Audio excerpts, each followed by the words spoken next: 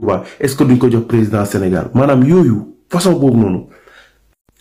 dafa am benn politique bu salte boo xamante ni ñi fi yàgg nekk di politique dañ ko yàgg def Sénégalais yi dem ba maar ci mooy bu catastrophe amee yu demee nii comme li am Touba nga gis ñëw sol seen costume rek ñëw photo wu ñu gis leen ci biir buñ xëyee suba ñu ni le ministre de nangam au chevet des populations de Touba wala au chevet des populations de Mbao wala de nangam fi nawet bi am yooyu dafa dem ba dafa xewi day gis ni état bi maanaam sinistre naqar doomu aadama yi duñ ko politiquer bu li ñuy def dañ koy def te boobaak léegi kër diine yi lañ fay def ak yépp duñ ko politiquer état bi Ousmane Sonko musul nangu wax yenn waxi bu àggee ci kër kilifa diine nangu fa waxu politique bu àggee këru diine mais léegi li am Touba nii depuis ba mu amee ministre bi ci saa si boobu ba léegi mi ngi Touba nekk ci liggéey ba nekk ci wetu population bi sëñ Cheikh Thioro mobiliser nañu plus de 200 moto pompe jox ko population ba pare nekk ak ñoom sur le terrain mais politiqué wu ko wanewu ko dafa toog ànd ak ñoom ci naqari parce que ay mbokkam lañu avant dara moom ñoo ñëpp ay mbokkam lañu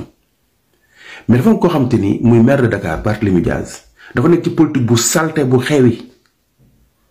depuis bi mu ñëwee temps yële ci affaire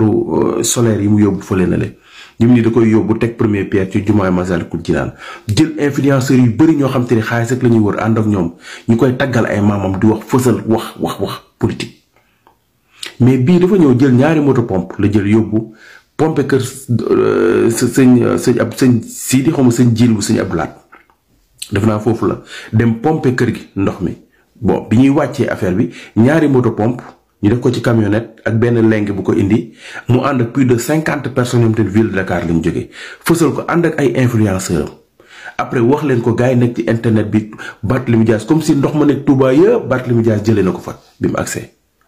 ñaari moto pompe laa leen wax de mais li ma ci gën a li tax ma wax mooy bu doon loolu rek sax garaawul mais ci saa si tey la affaire boobu am tey wax na ko presse bi maanaam journal bi ngeen di gis nii suba la nar a génn wax na leen ko comme si moom dem na sowi maanaam li muy def da koy def defu ngistal politique bu xew bi pourtant ku mel ni sëñ Cheikh Thioro ak ko mënoon a politiquer ak ko mënoon a filmer li ñu joxe lépp ci ay moto pompe depuis ca commencement ba premier taw ya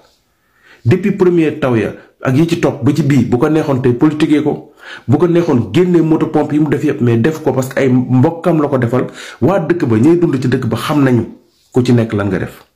mais léegi ñu bëri ñu ngi def ay vidéo Barthélémy Dias parce que moom loolu la ciy wut façon xamul ni façon politique boobu noonu xeebi na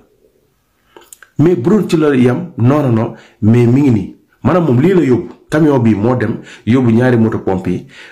ci saa si dem na wax na ko journaliste yi Barthélémy Dias au chevet suba ñu nar ko bind ci presse bi mel ni moom dafa ñëw évacuer te boobaak léegi gaa yaa ngi liggéey ñi ngi évacuer ndox bi yóbbu lañ fa yóbbu ci ay moto pompe kenn xamul nu mu toll ministre baa ngi fa lépp luy gaa yaa ngi fa liggéey bu rëy politique bii moo xewi lii moo xewi du ak mbaax du dara defu ngistal defoo ko pour dimbali population yi defu gis leen ma la defu manipulation la defoo dara ñi nga xam te dañuy def te duñu wax boolewuñ ci wax ji bëri ndax jege population bi bu leen nit ñi sax ñoo leen di sàcc filmer leen lijjantiwuñu loolu ànd ak ñoom sur le terrain démb ba 2 heures du matin maa ngi seetaan seen Cheikh Thioro mi ngi ci mbedd mi ba 2 heures du matin te ministre baa ngi fa maa ngi gis ay quelques vidéos nii mais politiqué wuñ ko parce que dañuy def li ñu war a def sëñ Cheikh Thioro ay mbokkam la koy defee mais yow ñaari moto pompe nga yóbbu waxatuma daal nga wax ko presse bi ñu war la koo bindal war ko publier suba say influenceur nekk ci internet ak gis naa benn jigéen nee na Barthélémy Dias la mu def Touba la mu yóbbu yëpp Touba est-ce que duñ ko jox président Sénégal maanaam yooyu façon boobu noonu